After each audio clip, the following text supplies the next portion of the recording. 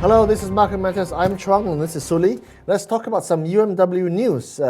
It's up 2 cents or 0.3% to 6.95. They're pivoting into high-value manufacturing from essentially their four core businesses of automotives, engineering, manufacturing, and gas industries. Yeah, Oil and gas industries. They actually issued a statement saying that they have earmarked 12 hectares or 30 acres of land in Serendah, Selangor to produce fan cases for Rolls-Royce Holdings Plc jet engines. Now, that is some very sizable contracts. You know, the fact that you are manufacturing for those big plane makers, that would spell really good earnings going forward. Now, the UMW President and CEO, Badrul Faisal Abdul Rahim, said the plan is for wholly owned subsidiary UMW Aerospace Bhd, with the first order to be on October 2017.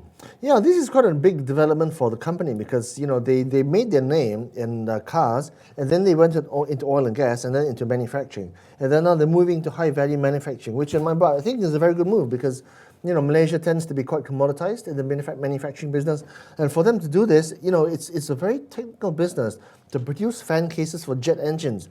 And this is a 25-year deal with Rolls-Royce, to produce, assemble fan cases for the Rolls-Royce Trent 1000 and Trent 7000 jet engines. So these are the engines which power commercial jet airplanes. Yeah, correct. And this deal is going to be very accretive to them because they are going to come with a 5-year extension option, and this is definitely going to bode well for earnings as well. And this UMW, interestingly, Chuang, when you look at the top 5 shareholders, you have Vanguard and BlackRock, being substantial shareholder. I mean, one of the shareholders in this company. Yeah, these are very big names. And EPF, of course, is 18% there, Vanguard 2%, BlackRock 0.8%. So, for them to buy into the story, that's very, very interesting. So to summarize, Max, UMW Holdings Bhd, pivoting into high-value manufacturing with fan case making deal for Rolls-Royce jet engines. The first order expected for October next year. And this is, of course, a 25-year deal to supply Rolls-Royce's Trent 1000 and 7000 jet engines. Okay, let's move along to some analyst reports. The stock in question is British American Tobacco. They reported Q4 and full year earnings yesterday. Quite an interesting and I guess depressing story because they've had a whole bunch of problems hit them, right? Of course, just want to reiterate the share price, down by 24 cents or 0.4% to 55.84. And at the bottom of the 1-year trading range because they traded as high as $71 and traded as low as $53. So they're very, very near the bottom.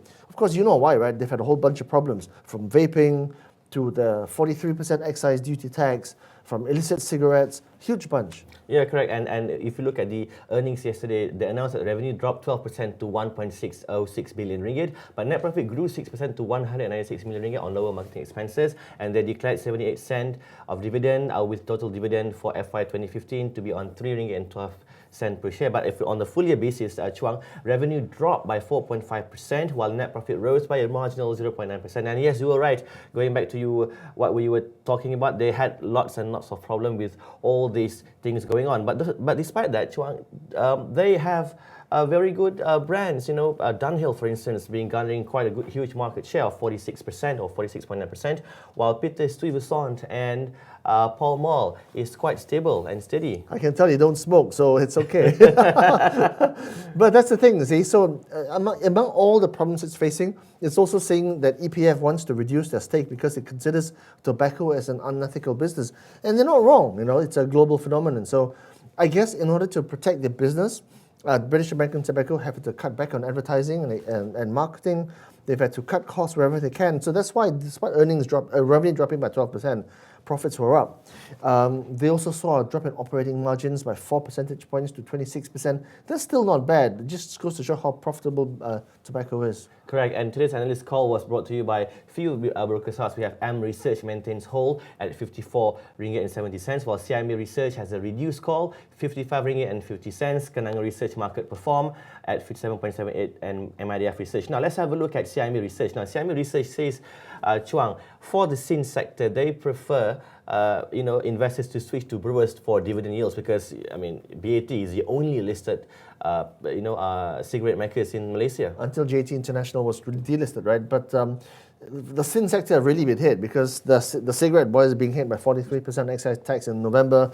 Then, of course, the brewers, having been hit by this whole backdated computation of excise taxes, GAB is facing a 36 million ringgit hole, I think, and it's quite bad because the government needs to increase tax collection. Okay, let's wrap it up for BAT.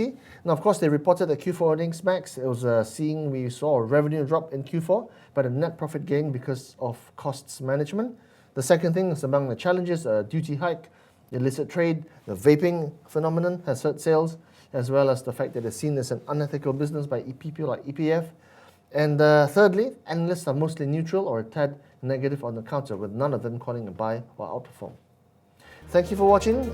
This was, of course, Market Matters. I'm Chuang. This is Max. If you want more on The Edge, go and buy their daily newspaper. There's also a weekly. Otherwise, go to theedgemarkets.com. Thank you for watching. Good nights, and see you soon.